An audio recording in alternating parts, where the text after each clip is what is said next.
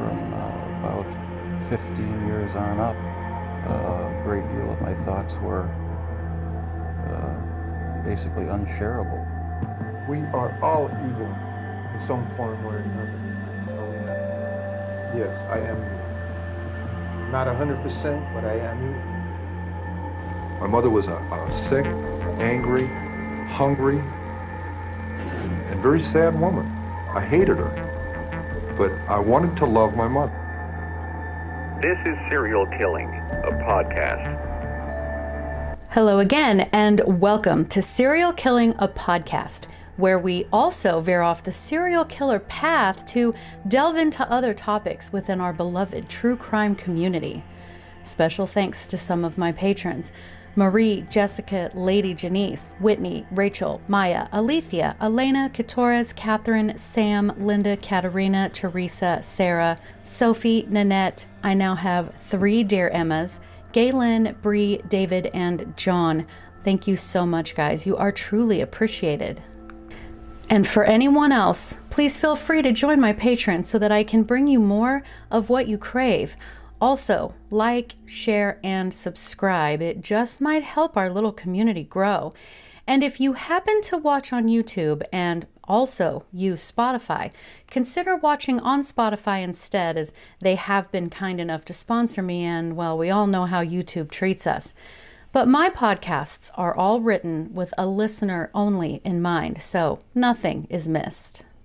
Today's podcast will be on Lizzie Borden. Now, listen. I'm fully aware that she is one of those that is done to death, but I haven't heard her story in quite some time, so I thought we could relive it together and see what new conspiracies or theories might have popped up.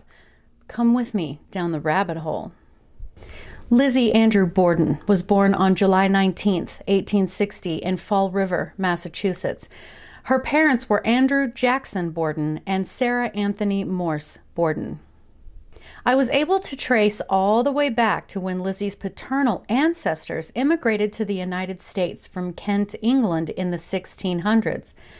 But I was also able to find her direct paternal lineage all the way back until 1370 in Kent. The ancestor from 1370 owned land in a couple of places, and his descendants didn't move around much until Richard Borden, born in 1596, began his life in Kent, England, and then immigrated to Portsmouth, Rhode Island in his adult years with his wife. He was laid to rest there in 1671. Each Borden generation after remained in Portsmouth, Rhode Island until 1697, when they moved to Tiverton, Rhode Island. In 1722, Richard Borden moved to Sandwich, Massachusetts. Then his son moved to Fall River, Massachusetts, and the family remained there until after Lizzie. Her paternal grandfather was Abraham Bowen Borden, born in 1798 in Fall River. And Lizzie's grandfather's brother had an interesting wife. Let's take a little side quest. Abraham's brother was Lodwick Borden. Lodwick had a first wife, and they had 2 children together. The first was a daughter who died the same year she was born. I wasn't able to find out how the baby died, whether she passed during childbirth or what, but she did unfortunately die the same year she was born. Lodwick and his first wife then, 2 years later, had another baby. This was a son who also died the same year he was born. So he and his wife had 2 infants who did not survive. 2 years after the death of their infant son, his first wife died. There is no mention of what she died from, be it from childbirth, though no other infant was listed, or from an illness, or what.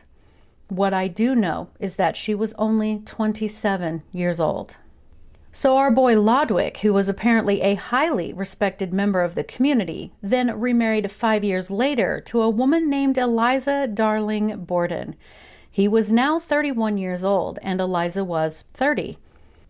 A year after they married, Eliza gave birth to a baby girl, Maria. A year and a half later or so, they had another baby girl they named Eliza after her mother. The next year, they had a son they named Holder.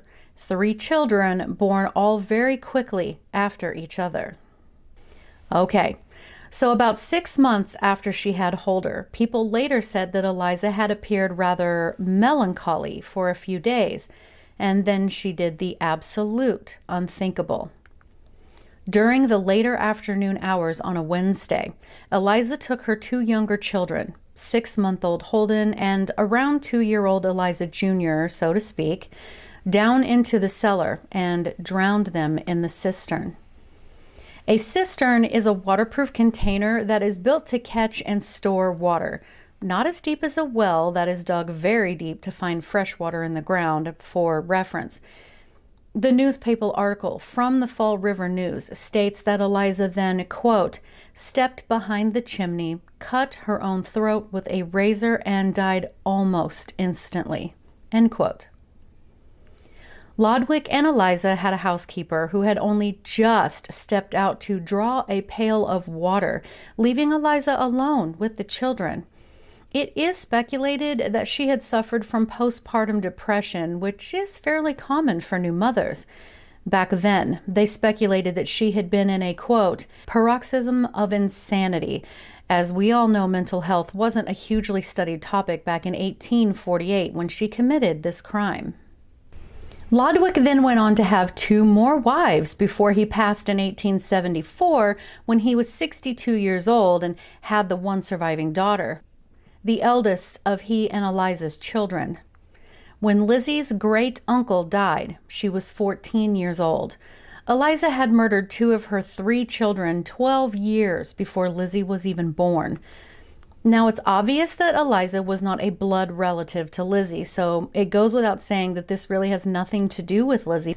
But it is an interesting part of her family history, and to think that the murder of these children and the later Borden murders that Lizzie's story tells, both being in the same town, is at least noteworthy. But back to Lizzie. Andrew Borden, her father, was allegedly an 8th-generation high society man, though his father had not been successful at keeping his money compared to the other Bordens. Andrew's father was described as a fish peddler. Andrew wanted no part of turning out like his father, feeling Abraham had squandered and humiliated the family, so he started working quite young as an apprentice carpenter. Through persistence and hard work, working 14-hour days as it was said, he worked his way up the ladder to eventually becoming a partner in a casket company and went on to oversee the building of fine furniture. Andrew married a woman named Sarah Anthony Morse.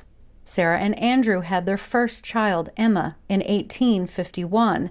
5 years later, they had a second daughter, Alice, in 1856, but the child died before she reached her second birthday.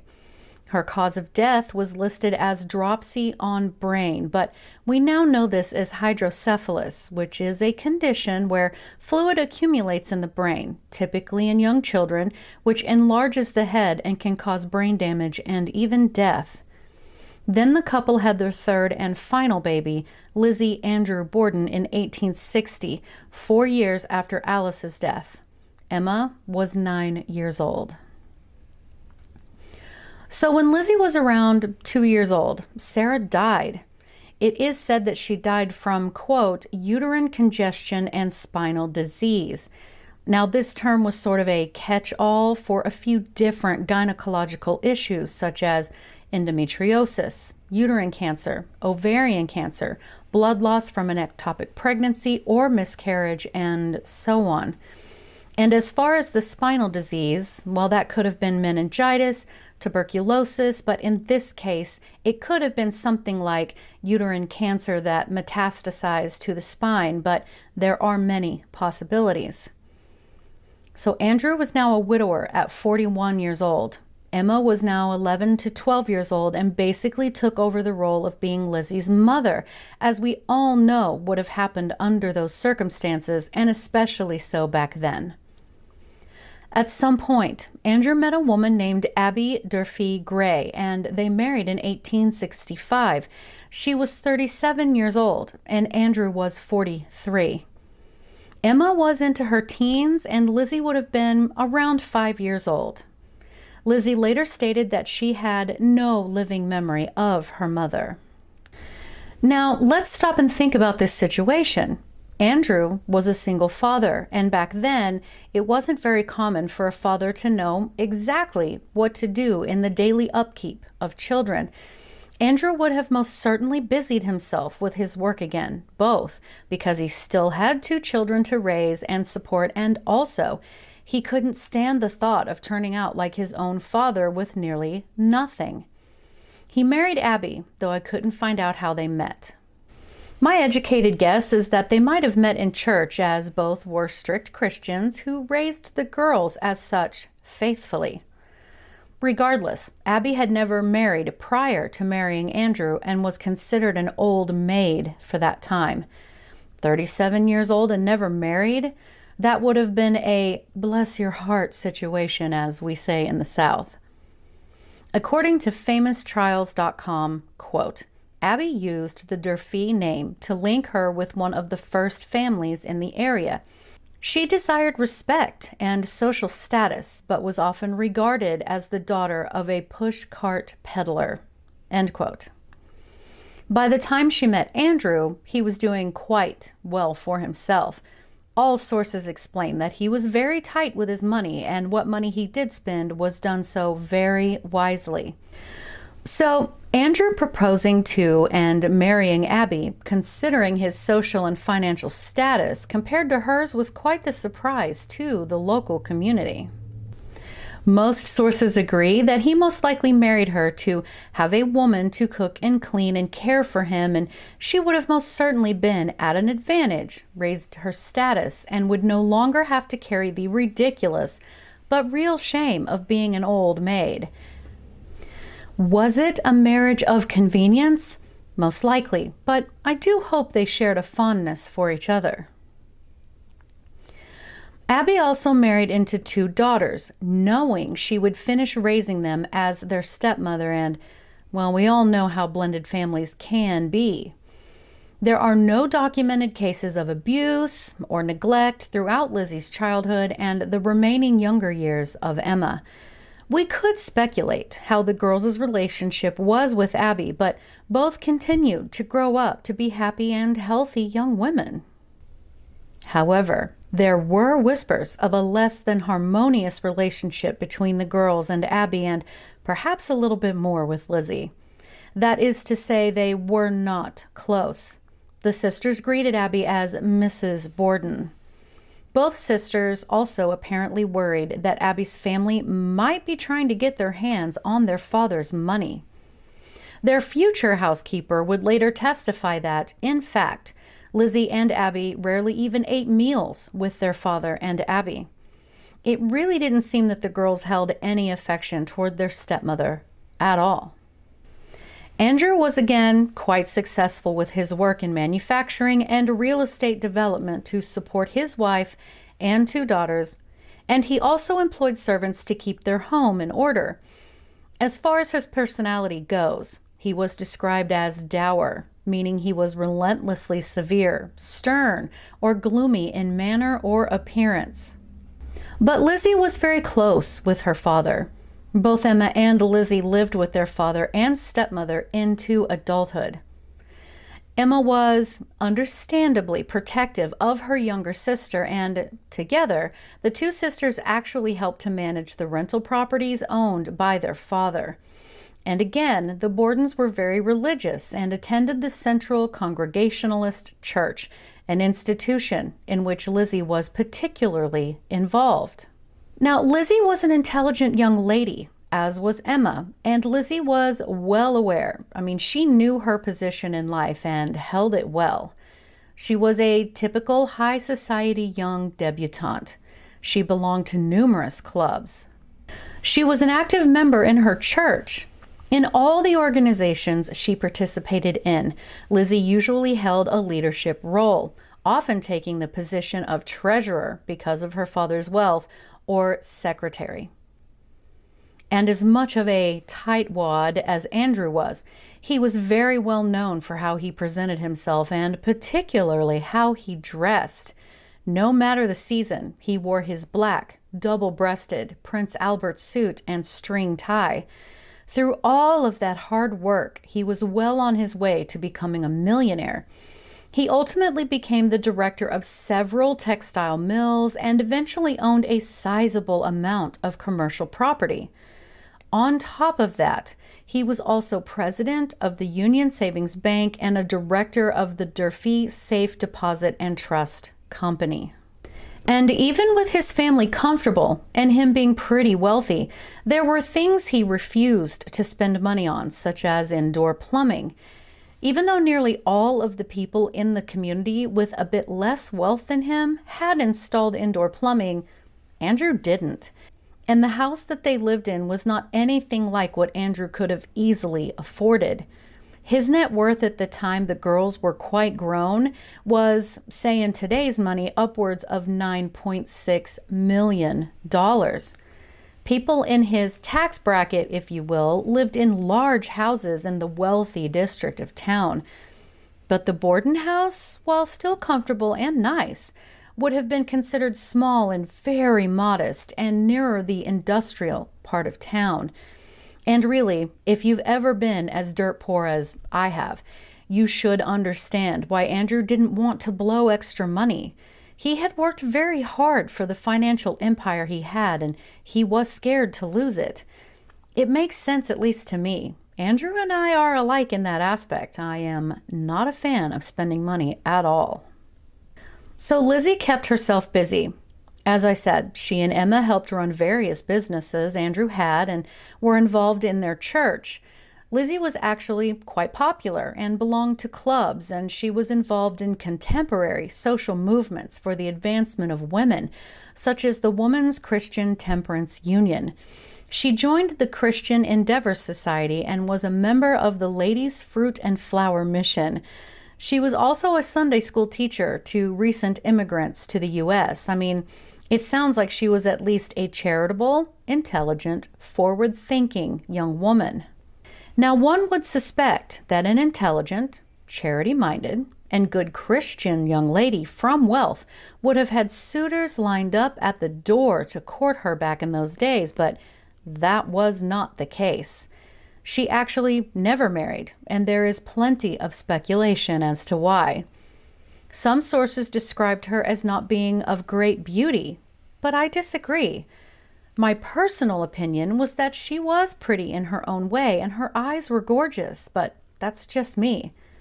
An article in the Boston Daily Globe from 1892 wrote, quote, "While not handsome, Miss Lizzie is decidedly attractive in appearance. She would impress one as belonging to a well-bred and well-reared family." End quote. And Emma never seemed to have any suitors either. The same article went on to say about Emma, quote, "Appearance is not so attractive. She is similar in stature, of slight figure, and her features are less regular. Miss Emma looks precisely what she is by reputation, quiet and even timid in manner, wholly inoffensive, with manifest good nature, but no end of difference. She materially differs from Lizzie, who is self-possessed, deliberate, and confident in all her actions." End quote. Some people say Lizzie held a lot of resentment toward her father because she wanted to live the lifestyle she knew they could more than afford, and Andrew would have no part of it. Still, others say she was kind of in an ever-revolving situation where no suitor would be acceptable. For the men who were financially equal to her, they considered her unacceptable. And for those who would have found her quite acceptable, her father would run them off, feeling they were only after his money. And still yet is the possibility that perhaps she just wasn't into men. Maybe she was asexual or was attracted only to women. It was observed that, quite frankly, neither Lizzie or Emma sought out the attention or company of young men. Regardless of why, Lizzie never married, and neither did Emma. So the next character is Bridget Sullivan, who immigrated to the U.S. from Ireland in 1883 in her late teens. For 3 years prior to working for the Bordens, it is likely that she was someone else's housekeeper. So Bridget was employed by Andrew in 1889, and by this point, Lizzie was about 29 years old at this time and most assuredly considered a spinster, and Emma would have been about 38 years old and also never married. Bridget lived in the residence, her room being on the uppermost floor in the attic. Andrew and Abby's bedroom, Lizzie's bedroom, and Emma's bedroom were all upstairs on the second floor. Emma's room was situated where she would have to walk through Lizzie's room to get to the front staircase to go downstairs to the front entry area. Andrew and Abby had their own stairway in the back of the house that exited downstairs just outside of the kitchen. So Bridget was a good fit for the family, and the sisters affectionately nicknamed her Maggie, but I'll continue to call her Bridget. For a couple of years, things fell into a comfortable routine. The only other person Andrew had employed for the house was a man named Alfred. He was a, quote, domestic servant who worked on a farm, and Andrew would pay him to come to the house and do work, but this was not an everyday thing at all. And if Andrew trusted him and paid him, you could bet Albert had been well vetted and had been deemed an honest man. Bridget would later indicate that she knew the sisters and Abby's relationship was often cool, if you will. There didn't seem to be any love lost between them for sure, but it did seem everyone at least got along. That is until 1892. Tensions were beginning to build within the Borden household. In May of that year, Lizzie was keeping pigeons in the barn of their property.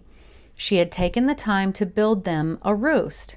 Well, Andrew was apparently convinced that keeping the pigeons was attracting the attention of children who were looking to hunt them.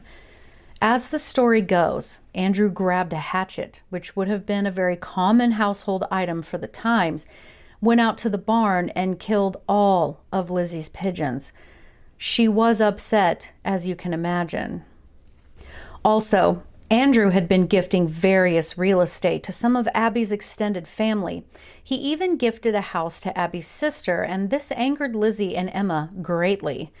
It appears that they, well, most likely Lizzie, confronted their father about this and demanded that they be given a rental property that just so happened to be the house Andrew had shared with their birth mother before she died. So he sold it to them for $1. Then, just a few weeks later, they turned around and sold it back to their father for the equivalent of $151,000 in today's market. Then, during the hot weather of late July, there must have been quite the row within the house, because both Lizzie and Emma left and took an extended vacation in New Bedford, Massachusetts, to see friends. Then Emma went further to visit a friend in Fairhaven and stay for a while, a woman named Helen who lived with her mother. But Lizzie stayed in New Bedford and stayed with a Mrs. Poole. She went on a quick shopping trip alone, not far from the house she was staying at. It was said that she bought some cheap dress fabric and a pattern that she intended on taking back to her seamstress in Fall River. She was gone for a reported 4 days before returning home. At the turn of the new month, August, Abby and Andrew, as well as Bridget, had been very sick with symptoms like a stomach virus. The household had brushed it off to some meat that they had left on the stove to use in meals over a few days' time is what made them sick, and my God, that's likely the cause. But Abby had vocalized her fear that someone had tried to poison them, because Andrew had a number of people that didn't particularly like him.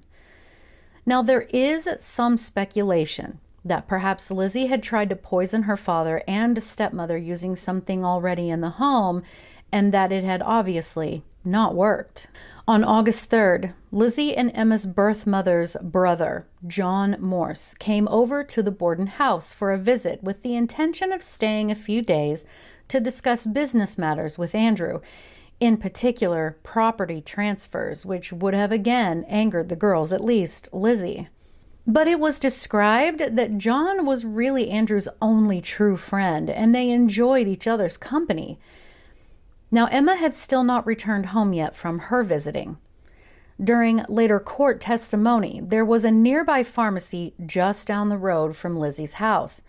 The same day her uncle would come to visit, druggist Eli Bentz later testified that Lizzie had come into his store asking to purchase some prussic acid or hydrogen cyanide. She had stated that she wanted to purchase it to clean her sealskin cape, but Mr. Bentz had denied her, stating she didn't have a prescription for it. Not to mention it has no antiseptic properties. Lizzie then allegedly visited a local friend and spoke negatively about the mood of her house. She told her friend that she feared they were being poisoned. She lamented about all of the enemies her father had and that she had seen some, quote, suspicious characters around the Borden home recently. She told her friend, quote, I'm afraid, but that someone will do something, end quote. She had pushed back a little bit to the druggist, stating she had purchased it many times before from that shop, and she didn't understand why she couldn't now, but she hadn't argued too hard, and she had calmly left the shop. For reference, because she was denied that sale, the testimony didn't matter, and it was omitted from court. Curious. So that night, everyone tucked themselves into bed, and that included dear Uncle John. The rest of this part of the story I will tell you from the perspective of Bridget. The next morning was much like any other. Bridget got up around 6:15 a.m., not feeling well and having what sounded like a migraine, but went down to the cellar to gather wood and started the fire and went back to get some coal. All of this to begin the day's activities and get breakfast started. She saw Abby first, then watched Andrew come downstairs and mull about, then go outside to the pear tree and picked up a basket of pears and brought them into the house. Abby, Andrew, and Uncle John were up and having breakfast by 7 a.m. After breakfast, the men go into the sitting room to visit while Abby begins helping Bridget do the chores. And it's a good thing she was helping because Bridget was still pretty ill and had to run outside to be sick to her stomach. Around 8:45 a.m., Uncle John left the house, and about 15 minutes later, Lizzie was downstairs having a very light breakfast. As her father passed through the house on his way out, Lizzie gave him some letters and asked him if he would mail them while he was out of the house, and he did, and he exited the home. Roughly 30 minutes later, this is around 9:30 a.m., Abby went upstairs to begin cleaning on the second floor where the bedrooms were. Bridget, still feeling a little ill, was outside and began cleaning the outside windows as Abby had asked her to do. As she began cleaning, Bridget later testified that Lizzie had poked her head out of the back door and asked her if she was going to wash the windows, to which Bridget said she was. She told Lizzie, quote, "You needn't lock the door. I will be out around here, but you can lock it if you want to. I can get water in the barn," end quote. She then went to the barn to grab the handle for her brush. She started on the sitting room windows on the first floor and took a small break to chat with the neighbor girl at the fence. She then worked her way around the front of the house to wash the parlor windows, out the front and on the other side of the house. She moved over to the dining room windows, getting closer to the back of the house, and in between rooms, she went to the barn to refresh her cleaning water. All of this time of being outside, she stated she saw no one approach the house, nor did she see anyone in the downstairs part of the house through the windows, including Lizzie. She went back into the house to begin washing the inside of the first floor windows and started in the sitting room. Again, she saw no one downstairs. While she continued to clean windows, she heard someone trying to get through the front door but was unable. Bridget opened the door as well as the spring lock, which she also unlocked, and she opened the door to find Andrew on the porch. This was at 11 a.m. Bridget said she heard Lizzie laugh and she believed it came from upstairs. She went back to washing windows and Andrew made his way to the dining room. Lizzie came downstairs and spoke with her father, asking if she had received any mail, and told him that Abby had left a note and had gone out.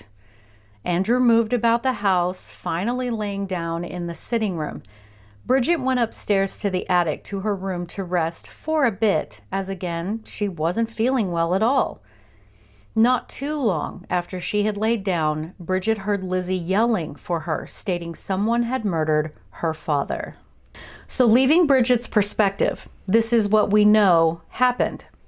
When Abby had gone upstairs to tidy up bedrooms, she had been in that very process in the guest room when the murderer approached her.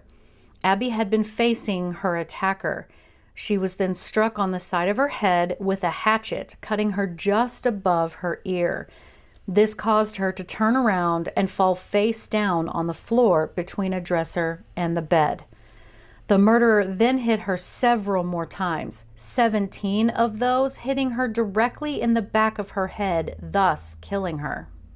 Abby's murder took place between 9:30 and 10:30 a.m. This would have been just barely after Lizzie had stuck her head out of the door to ask Bridget if she was going to be busy washing windows. Though Bridget had been outside for a time, it doesn't appear she had been up above the first floor windows, and she had been moving around the perimeter of the house doing the windows. She came in to continue with the windows when Andrew came home, and remember, she distinctly heard Lizzie upstairs, laughing briefly, placing Lizzie upstairs along with Abby's remains, as Bridget had not seen anyone downstairs. Lizzie told Bridget that she was going to a department store sale and would she like to come along, but Bridget was still feeling unwell, so she had gone upstairs to rest, and then a few minutes later, around 11:10 a.m., is when Lizzie yelled for Bridget to come down, quote, "Maggie, come quick, Father's dead. Someone came in and killed him," end quote. His body was half laying on the couch, his feet on the floor, him still in his shoes, and his head leaned over on the side. It appeared he had been struck 10 to 11 times with most likely the same hatchet that had dispatched his wife upstairs. It appeared he had been attacked while he was sleeping, and his wounds were still actively bleeding. A family doctor who lived across the street was summoned and quickly came. Once Abby was discovered upstairs, that doctor pronounced both of them dead. The police descended upon the crime scene shortly after. Lizzie was questioned, and her answers seemed to vary each time she was asked. They found 2 hatchets and a hatchet head with the handle freshly broken off in the basement. Due to the mysterious stomach bug that had plagued Abby and Andrew specifically, the milk in the house, as well as Andrew and Abby's stomachs, were tested for poison, but the tests were negative. Now, there is just a ridiculous amount of information out there that will give you every single play-by-play of the investigation, and you can hear all of the different stories Lizzie gave as to her whereabouts and so on, but the point is that she was ultimately found not guilty at her trial, and that was that. There was insufficient evidence to find her guilty. Plain and simple. Now, we all suspect she did it, right? Or most of us at least. I, for one, think she did, but I also entertain the reasons behind why people think she didn't. So let's look at some possible theories. Writer Victoria Lincoln in 1967 proposed that Lizzie could have possibly murdered her parents while in a fugue state. And again, this isn't the first time we've heard of this. If you've watched Breaking Bad, you know exactly what a fugue state is. But really, it's just a mental and behavioral disorder where a person dissociates and has no clue what happened. This is exceedingly rare and highly unlikely, since Lizzie was perfectly coherent in the minutes before, in between, and after the murders. Fugue states don't really work like that. Some say that Andrew had physically and sexually abused Lizzie, and that drove her to kill him, but then why murder Abby when Abby was already terrified that some unnamed enemy of Andrew's was out to kill him? perfect alibi, and Abby would have believed it. Not to mention that Abby sustained far more injuries than Andrew had, which suggests much more intense anger at Abby. Another author, Ed McBain, stated that perhaps Lizzie had been having a love affair with Bridget and that they had been discovered, which led to the murders. Back then, of course, it would have been completely scandalous to come out as gay, and considering how religious her parents were, I sincerely doubt that they would have had any tolerance for such behavior. Bridget would have been ordered out of the house with no good reference and so on. Problem is, if the parents had discovered an affair between the girls, why was Bridget still employed in washing windows? Some say that Bridget herself committed the murders for being asked to wash windows on such a hot day, but this is easily disproven as the high temperature for that day was in the low 80s. It most certainly was not unbearably hot, and especially so for people who were accustomed to the heat and had never enjoyed the pleasure of blessed air conditioning. Next.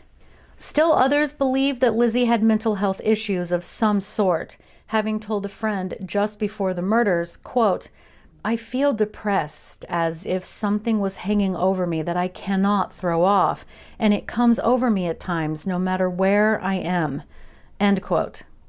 And yet another theory is that she had a male suitor who she wanted to marry, and Andrew had forbid it. So the suitor came and murdered her parents. But again, Lizzie went on to live her life and never had a man with her that anyone has ever heard of.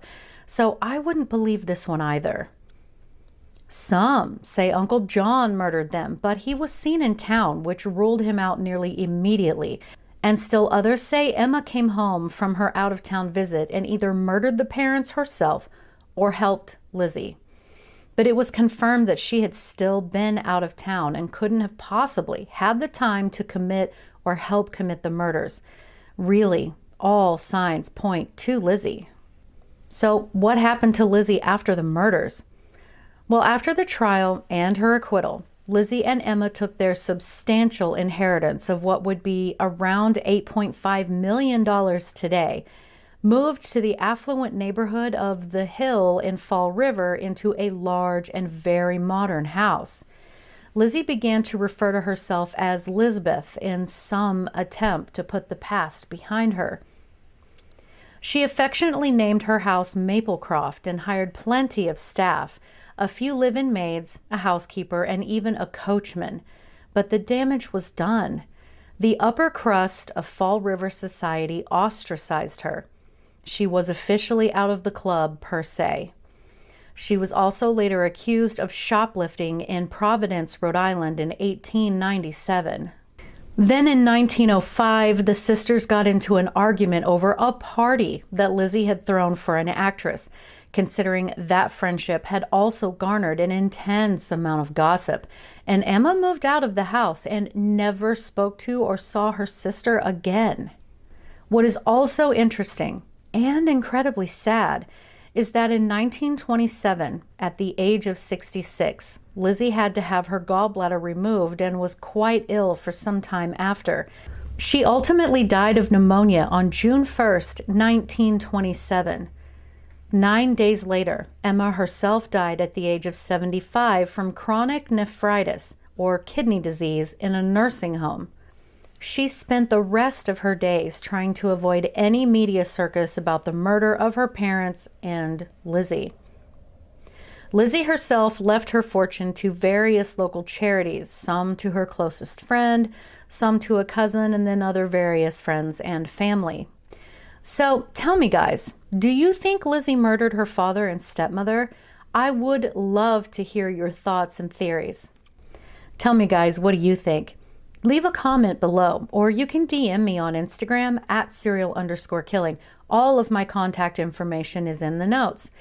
But most importantly, thanks so much, guys, for listening, because I know you could be listening to anyone else, but you chose me, and I really appreciate that. Thanks so much, guys. Have a great day. Anybody who killed more than 2 or 3 people was a mass murderer, and whether it was all at one place or over an extended period of time. And then in the early 80s, they came up with this differentiation called serial killing.